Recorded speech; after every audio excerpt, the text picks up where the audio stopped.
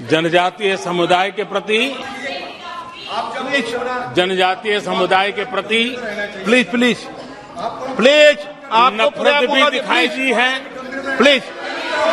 और हमारे जनजातीय समाज के प्रति उनकी सोच क्या है। देखिए, सदन के तरीके से चलेगा। आप लोग बोले थे, सबने सुना था, कोई डिस्टर्बेंस नहीं हो। नो, गलत। लेकिन जब इस प्रकार की बातें टीवी के सामने कही गई तो भीतर पड़ा हुआ जो नफरत का भाव था, जो सच, वो बाहर आके ही रह गया। ये खुशी है। ठीक है, बाद में चिट्ठी लिख करके बचने की कोशिश तो की गई है। माननीय अध्यक्ष जी, जब राष्ट्रपति जी के भाषण पर चर्चा मैं सुन रहा था तो मुझे लगा कि बहुत सी बातों को मौन रह करके कोई स्वीकार किया गया है। यानी एक प्रकार से सबके भाषण में सुनता था तब लगा कि राष्ट्रपति जी के भाषण के प्रति किसी को इतराज नहीं है, किसी ने उसकी आलोचना नहीं की। भाषण की हर बात, अब देखिए क्या कहा है राष्ट्रपति जी ने, मैं उन्हीं के शब्द कोट करता हूं। राष्ट्रपति जी ने अपने भाषण में कहा था, जो भारत कभी अपनी अधिकांश समस्याओं के समाधान के लिए दूसरों पर निर्भर था, वही आज दुनिया की समस्याओं के समाधान का माध्यम बन रहा है। राष्ट्रपति जी ने यह भी कहा था,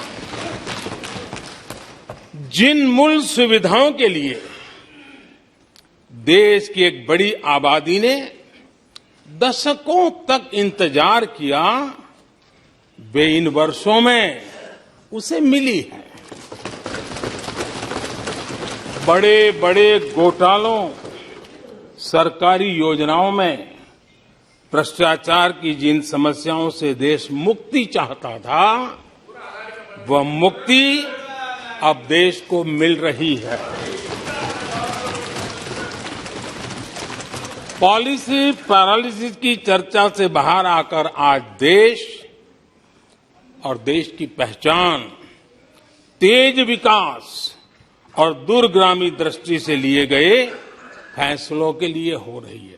ये पैराग्राफ जो मैं पढ़ रहा हूं, वो राष्ट्रपति जी के भाषण के पैराग्राफ को मैं कोट कर रहा हूं। और मुझे आशंका थी कि ऐसी बातों पर यहां जरूर इतराज करने वाले तो कुछ लोग निकलेंगे, वो विरोध करेंगे कि ऐसा कैसे बोल सकते हैं राष्ट्रपति जी। लेकिन मुझे खुशी है, किसी ने विरोध नहीं किया, सबने स्वीकार किया, सबने स्वीकार किया।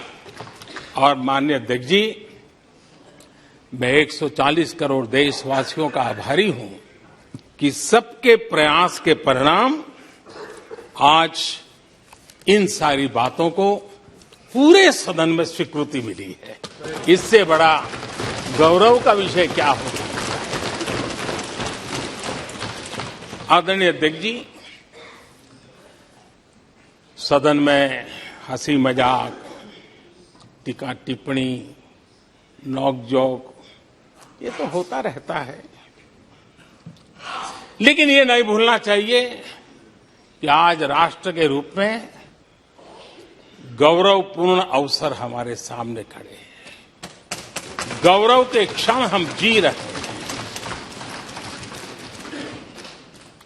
राष्ट्रपति जी के पूरे भाषण में जो बातें हैं, वो 140 करोड़ देशवासियों के सेलिब्रेशन का अवसर है। देश ने सेलिब्रेट किया है। माननीय अध्यक्ष जी, 100 साल में आई हुई ये भयंकर बीमारी, महामारी, दूसरी तरफ युद्ध की स्थिति, बटा हुआ विश्व। इस स्थिति में भी, इस संकट के माहौल में भी देश को जिस प्रकार से संभाला गया है, देश जिस प्रकार से संभला है, इससे पूरा देश आत्मविश्वास से भर रहा है, गौरव से भर रहा है। आदरणीय अध्यक्ष जी, चुनौतियों के बिना जीवन नहीं होता है, चुनौतियां तो आती हैं, लेकिन चुनौतियों से ज्यादा सामर्थ्यवान है 140 करोड़ देशवासियों का जज्बा। 140 करोड़ देशवासियों का सामर्थ्य चुनौतियों से भी ज्यादा मजबूत है, बड़ा है और सामर्थ्य से भरा हुआ है।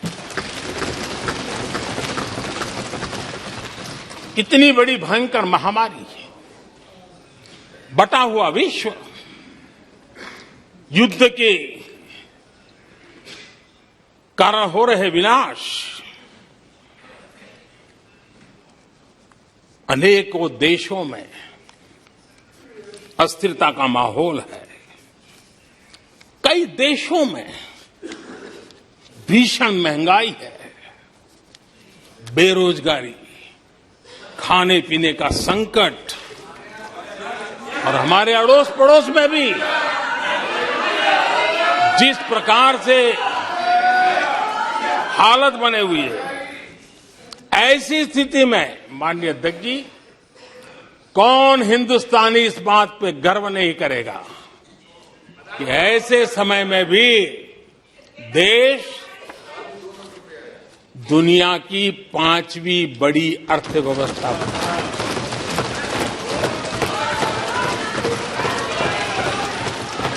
आज पूरे विश्व में भारत को लेकर के पॉजिटिविटी है, एक आशा है, भरोसा है। और माननीय अध्यक्ष जी, ये भी खुशी की बात है कि आज भारत को विश्व के समृद्ध देश ऐसे G20 समूह की अध्यक्षता का अवसर भी मिला। ये देश के लिए गर्व की बात है। ये देश के लिए गर्व की बात है। 140 करोड़ देशवासियों के लिए गौरव की बात है